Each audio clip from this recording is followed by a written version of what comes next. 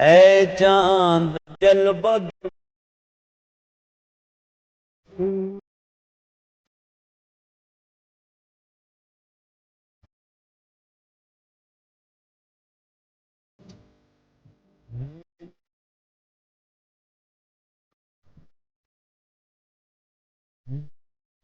تسنیم و سلسبیل و کوثر کے ہیں یہ مالک، مارے گئے جو پیاسے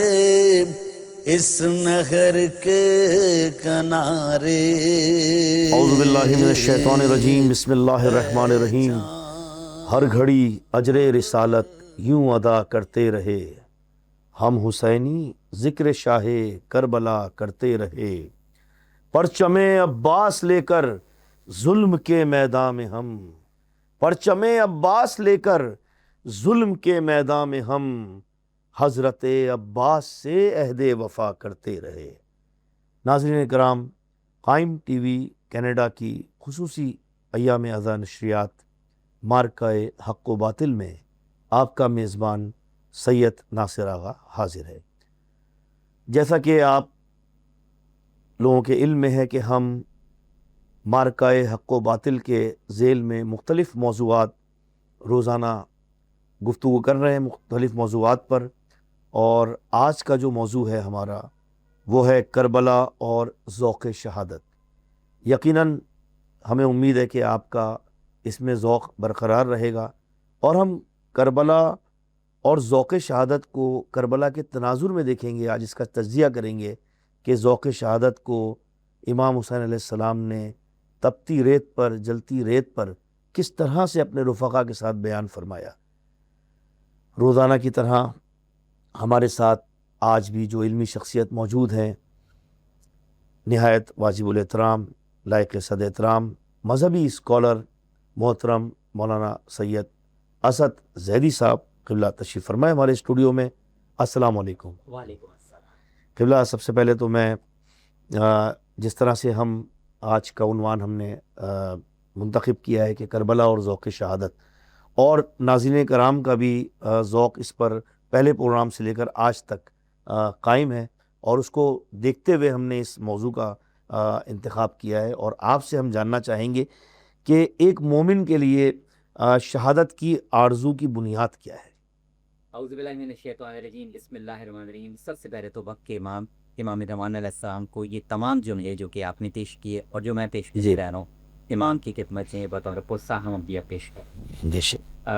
کیونکہ عنوان ذوق شہادت یعنی شہادت کا کنسیپٹ، شہادت شعور، تو آپ کا سوال بڑا خوبصورت کہ مومن کے لیے ذوق شہادت کی بنیاد، یقیناً تو اس کے لیے بنیاد قرآن، خود قرآن مجید فرقان حمید، اور یہاں پہ قرآن مجید کی سورہ مبارکہ آل عمران، جس میں ارشاد نبوت کی ذکر ہے، وَلَا تَحْسَبَنَّ الَّذِينَ قُتِلُوا فِي سَبِيلِ اللَّهِ أَمْوَاتًا بَلْ أَحْيَاءٌ عِندَ رَبِّهِمْ يُرْزَقُونَ۔ یعنی اللہ یہ ارشاد فرما رہا ہے کہ جو لوگ راہ خدا کی راہ میں مارے جائیں، ان کو مردہ نہ سمجھو، ان کو مردہ نہ کہو، بلکہ وہ زندہ ہے اور اپنے رب کے پاس سے رزق پاتے۔ تو اب مومن کے لیے ذوق شہادت کی بنیاد یہ قرآنی جو ہے، جس میں پہلی بات تو یہ ہے حقیقی زندگی۔ یہ وہ زندگی ہے جو کہ ہم گزار ہیں، مصنوعی زندگی، آرٹیفیشل زندگی ہے، ختم ہو جان سے بھرپور زندگی، مادی زندگی۔ مگر مومن کے پیش نظر جو کہ ذوق شہادت یہ ہوئے ہے، وہ دائمی زندگی کو دیکھتا ہے۔ کون سی دائمی زندگی؟ جس کو ہم حیات جاوید کہتے ہیں، ہمیشہ رہنے والی زندگی۔ اور وہ زندگی اس لحاظ سے ممتاز ہے، منفرد ہے کہ وہاں پر وہ رزق پا رہے۔ اور خدا یہ بھی فرما رہا ہے کہ جو لوگ ان کو مردہ خیال کر رہے ہیں وہ بے شعور، اور ان کو صاحب شعور قرار دے رہا ہے کہ جو کہ یہ جان رہی ہیں کہ یہ لوگ اپنے رب کی بارگاہ سے رزق پا رہے ہیں، یعنی رزق الہی ان کے لیے جاری ہو رہا ہے۔ تو کربلا کے جتنے بھی شہداء ہیں ان کے لیے قرآن کی یہ آیت مبارکہ اسی طریقے سے سورہ مبارکہ البقرہ اس کی آیت نمبر 154، اس میں بھی یہ ارشاد ہوا کہ جو لوگ اللہ کی راہ میں مارے جاتے ہیں ان کو مردانہ کو بلکہ بلندہ ہے مگر تم ان کی زندگی کا ادراک نہیں رکھتے۔ تو یعنی خدا کے فہم میں ہے کہ وہ کہاں ہیں، کس عالم میں ہیں، اور برزخ کیفیت ان کی بالکل مختلف ہے، کیا اور بات، وہ اپنے رب کی بارگاہ سے رزق پا رہے ہیں۔ والا بہت خوب فرمایا۔ تو ساتھ ہی پھر یہ بھی بیان فرما دیں کہ جیسا کہ ہم نے کہا کہ کربلا کی تپتی ریت پر، جلتی زمین پر امام حسین علیہ السلام نے ذوق شہادت کو کیسے مفہوم کو بیان فرمایا، یعنی یہ بھی فرما دیے کہ جو ان کے رفقا تھے ان کے جو ذوق شہادت کی انہوں نے کیسے آبیاری کی امام حسین علیہ السلام۔ بالکل، امام حسین علیہ السلام نے ایک ماہرانہ انداز، اور کون سا ماہرانہ انداز جو کہ ان کو در رسول حضرت محمد مصطفیٰ صلی اللہ علیہ وسلم سے حاصل ہوا، اس در سے رسول امام حسین علیہ السلام نے اپنے ساتھیوں کی اور وہ رہتی دنیا تک ہے۔ اس ذوق شہادت کی آبیاری کی ہے، اور آبیاری کے لیے امام حسین علیہ السلام کے ان جملوں پہ غور کرنا پڑے گا جو کہ امام نے شب عاشور اپنے ساتھیوں کے مابین میں ارشاد فرماتے ہیں، اسنی علی اللہ احسن الثنا، میں اللہ کی بہترین تعریف و ثنا کرتا ہوں اور آسائشوں اور تکلیفوں میں اسی کا شکر ادا کرتا ہوں، میں تیری ہی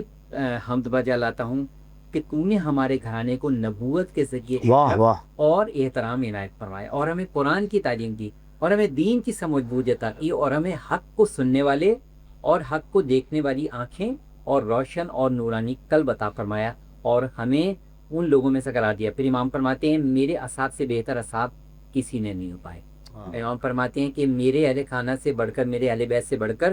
صاحب وفا اور باوفا بھی اس زمین پر نہیں دیکھتے گئے، خدا آپ سب کو میری طرف سے جزائے خیر عطا فرمائے۔ کیا اس کہنا ہے۔ طرح سے امام نے شب عاشور اپنے ساتھیوں کے ذوق شہادت کو کس مقام پر پہنچا دیا، ان کو ان کی حیثیت اور مرتبے کا احساس دلایا، اس خانوادہ رسالت کی عظمت کا ان کو احساس بہت دلایا، اچھا، پھر ان کے دل میں تمنا شہادت کی آبیاری امام حسین علیہ السلام نے فرمائی۔ بہت خوب بہت خوب۔ ناظرین کرام، جیسا کہ ابھی ہمارا موضوع ذوق شہادت ہے جس پر ہم گفتگو کر رہے ہیں اور اس کا تجزیہ کر رہے ہیں،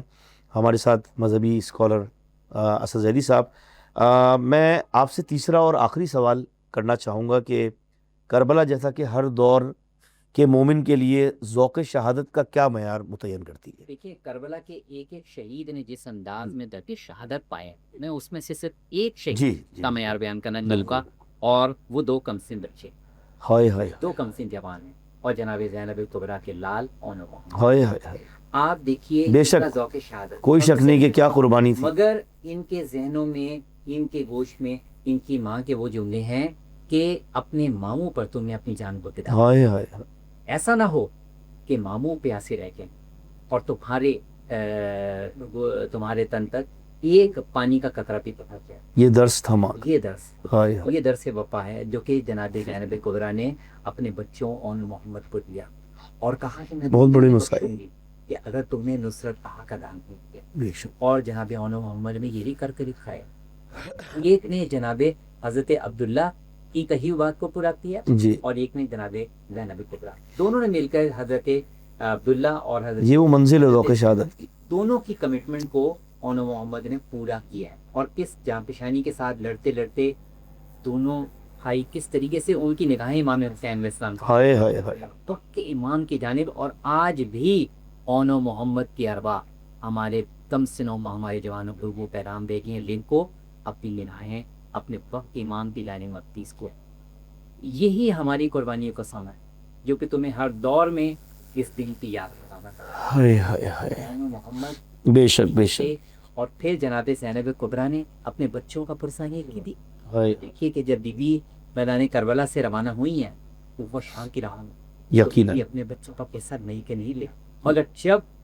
بی بی واپس لوٹی مدینہ تو اس وقت بیوی کے ضبط صبر نے دامن یقیناً، چھوڑا ہے، تو اس وقت بی بی نے اپنے بچوں نے پھر کے پس سے